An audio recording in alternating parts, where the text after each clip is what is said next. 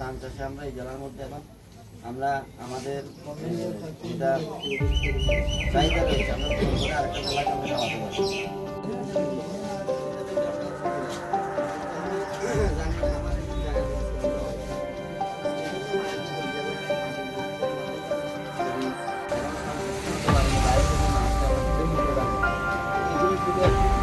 নজর দেওয়া বা এগুলো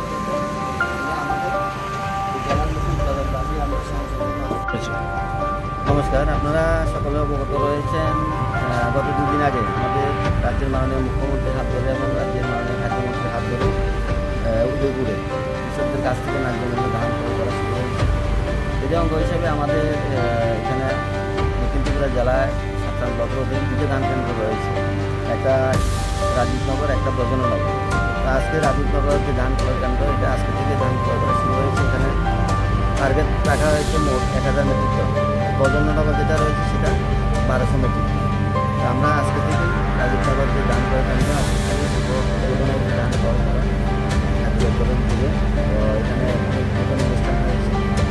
তো কৃষকরা প্রচুর পরিমাণে কৃষক এখানে ধান নিয়ে আসছেন, ন্যায্য মূল্য সরকার থেকে ন্যায্য মূল্য পাচ্ছেন ধানে, তারা কৃষকরাও